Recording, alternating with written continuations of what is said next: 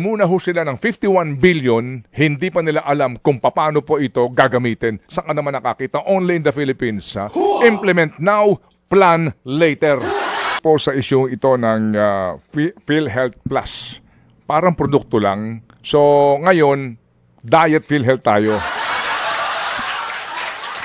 Hindi pa PhilHealth Plus. Diet PhilHealth. Oo. Ang produkto. O Tama? kaya PhilHealth Zero. PhilHealth Zero. Oh. Oo. Para sa mga zero ang nakukuhang tulong sa PhilHealth.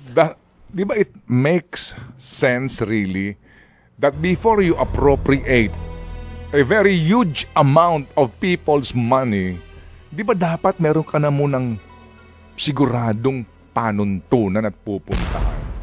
Hindi yung appropriate now, you plan later.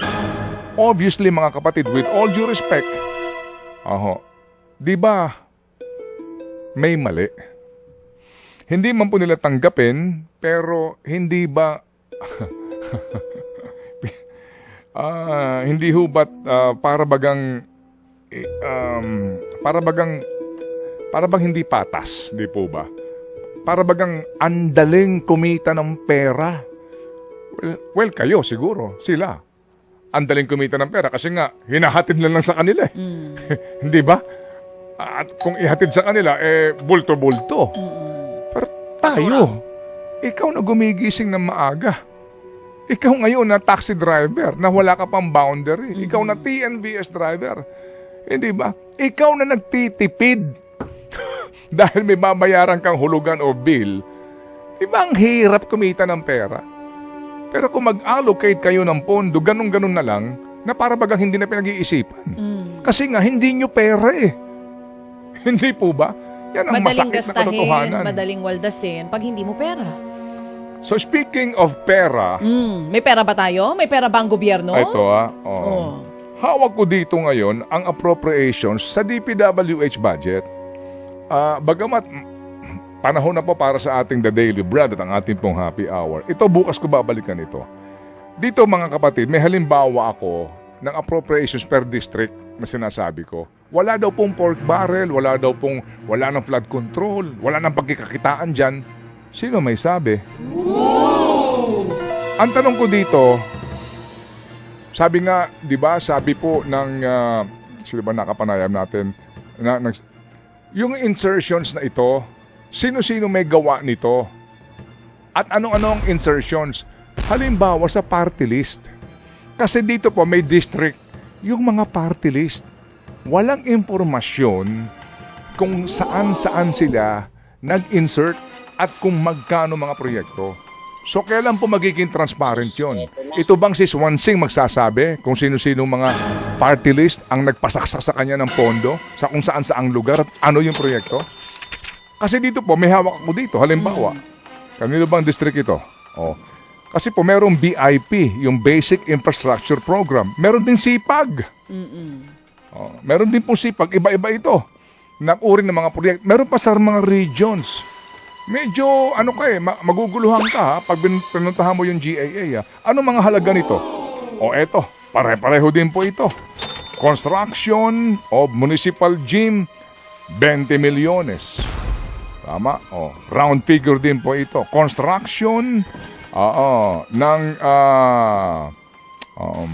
multipurpose building, 40 milyones. Ito yung mga distrito.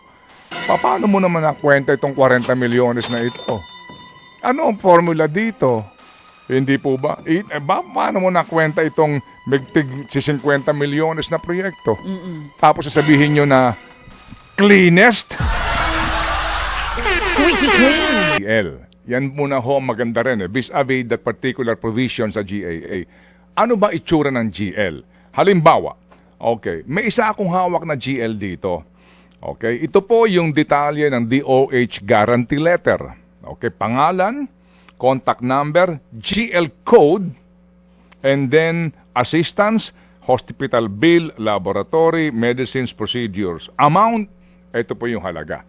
Ito po yung itsura ng GL na dadalhin ng pasyente doon sa DOH hospital na magiging ano din, garantiya nga na meron na po siyang pagkukunan ng pambayad sa ospital. Opo. Itong GL na ito, bawal na ito ngayong ilabas ng mga mambabatas sa kahit na sinong Pilipino. Manong Ted, kung pwede ko hong tanungin, yan po bang hawak nyo ang letterhead ay Department of Health? Hindi po. Ito po yung nanggagaling sa mga tanggapan ng politiko, congressman man o senador. Ito po yung basically, iba-iba sila ng format. But dito po, ang importanteng hihingin sa iyo, yung GL code.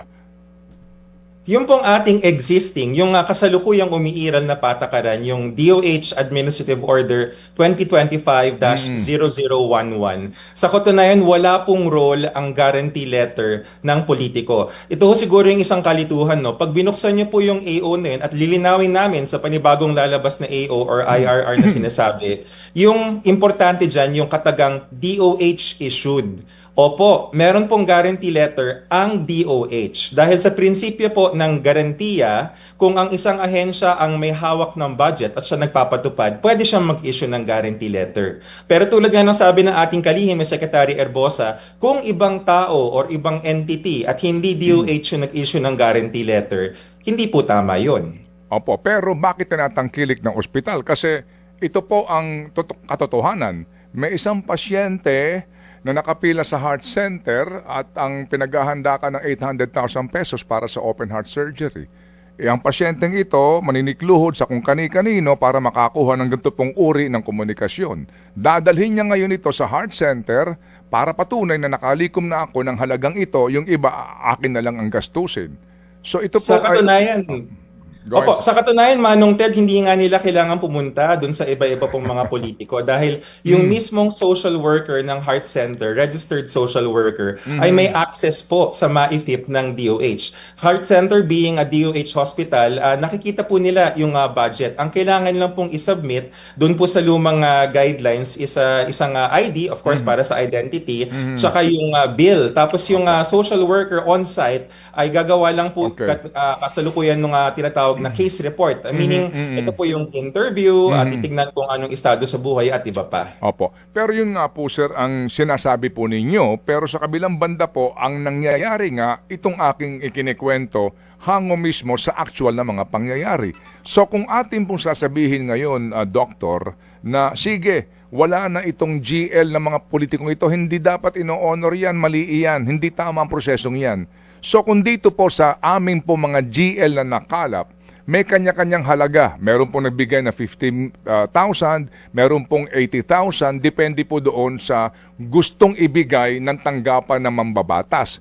So ngayon, kung hindi ito, sino magdedesisyon kung magkanong ibibigay na guarantee doon sa pasyente, magkano ang ibibigay po na tulong at sino magdedesisyon kung itong pasyenteng ito ay kwalipikado o hindi, assuming lang na ang lalapit ay hindi indigent o middle class.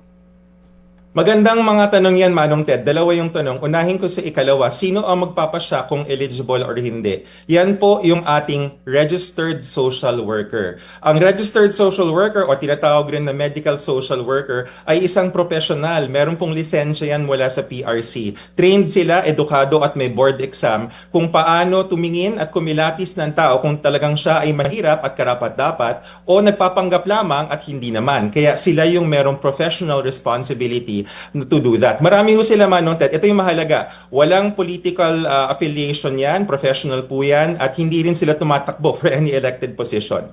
Yung sa unang tanong, kung magkano ang pupunta, yan naman po ay may mga approval levels yun. Dun sa ating existing MAIFIP AO, hindi ko lang kabisado, pero something like pag up to 250,000, dun yata sa hospital na-approve na eh. Pag tumaas lang yon, aakyat siya sa regional director ng DOH, I forgot the exact amount, something like 1 million or so. Tapos pag lumampas pa ho doon, aakyat dun sa supervising executive committee member, yung USEC na in charge. Tapos kung lumampas pa ng I think 2 million, Manong Ted, ang Secretary of Health po nagde-decide. So, importante ho na makikita yung bill at dun sa bill magbabase kung magkano ang kailangan. Opo. So, dito po sa mga taga-social worker natin na trained kaninyo, are you familiar sa kanilang mga panuntunan? Paano masasabi na ang isang lumapit sa kanila Hindi po indigent, hindi yung klarong-klaro na talaga namang zero dapat nga walang babayaran. Yung middle income earners. Ano ang hihingiin sa kanila? Ano ang mga dapat na patunay na kailangan nila ng tulong pinansyal? Yan ang hindi ko po masasagot, Manong Ted, kasi nga professional ano po yan, meron silang specific training and criteria na ginagamit for their evaluation. Sa pananaw po namin lang, ang nagsasubmit na sila sa amin is yung kanilang tinatawag na case report. So yun po yung basihan namin at parang ano yan, kumbaga yung mga doktor na lisensyado, pag sinabi nilang itong taong to ay may sakit, on the power of their license, we have to trust them. So baka maganda ho sila, tanungin natin kung paano nila ginagawa. Yun nga po. Kasi ngayon, sir, ang nakakapagbigay ng kalituhan nga sa atin, hindi naman po masama, di ba, na magkaroon ng gantong programa para sa nangangailangan. Pero sino ba? Ano ba identification ng nangangailangan ng kwalipikado rito? Kasi po sa ngayon nga, yung iba nagsasabi, okay na ako dyan sa GL ng politiko, at least napapakinabangan namin yung politiko sa aming lugar. And then, dito kasi sa amin, ang gusto nilang mangyari, mamalimos ka sa kalsada para maituring ka na mahirap at matulungan. Yan po yata dito ang mahirap natin ma-identify ngayon. Yung social worker, sa kanyang personal, sariling opinion, plus yung guidelines nyo, na ito, paano kung nakita niya may kotse, yung pumunta doon, di kotse.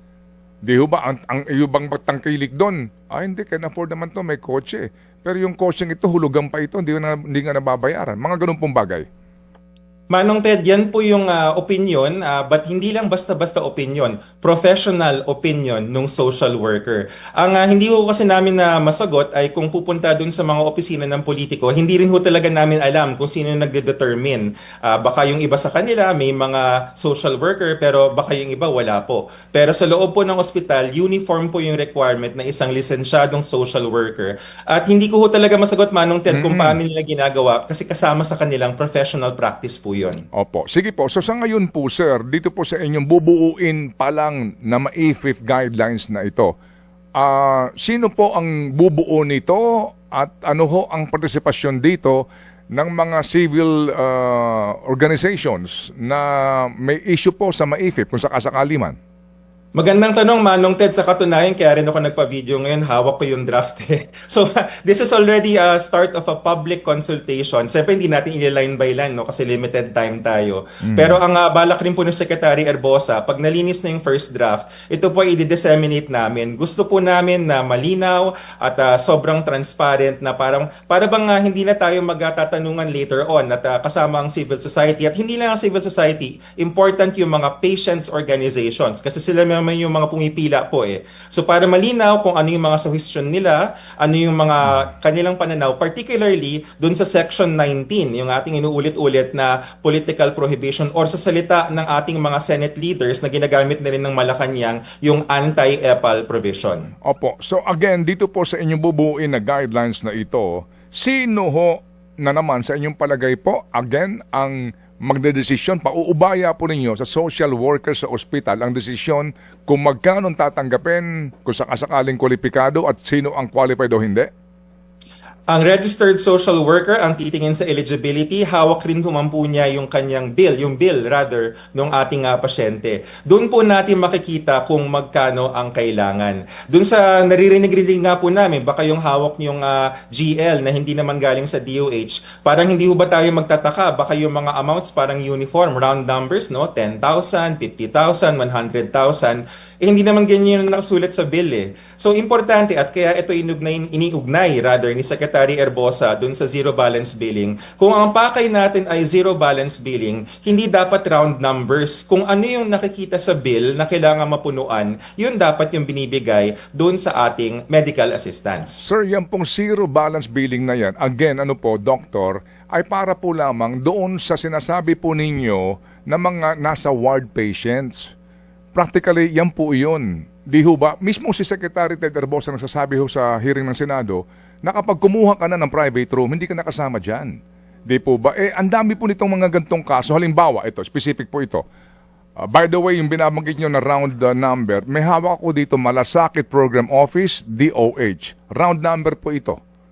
Yes. Opo, itong nakalagay dito na remaining balance, ano po, round number po ito, wala din pong butal. So, ibig sabihin po, Again, again, ano po, mawalang galang lang, yung binabanggit nyo po na zero balance billing, relevant to this na dapat hindi round number, baka po ito doon sa mga, halimbawa, immunocompromised patient. Ito po, ito actual case, may cancer. Opo, may breast cancer. Ngayon, dahil sa sinasabing doktor niya, huwag kang magpapaward kasi immunocompromised kang mapapadali buhay mo. So, magpa-private ka, mumurahin lang po na kwarto, pero sasabihin ng ospital, ito ho ang ating sitwasyon dito. Ngayon, mag-guarantee letter ka, DSWD o DOH man yan, o malasakit center man yan, pero babayaran mo muna ito. So, meron ka pa rin out of pocket. Pag nakakubra kami doon sa ibibigay mong GL, nalalakarin mong GL, tsaka namin nire-reimburse sa'yo. Alam niyo, ito actual ito na sitwasyon ng marami pong mga pasyente. So, Doc, again, hindi ho namin masakyan yung zero balance na yan para po sa usapin ng mga middle class o kaya po yung immunocompromised na mga pasyente na nauobligang kumuha ng private ward. Private room.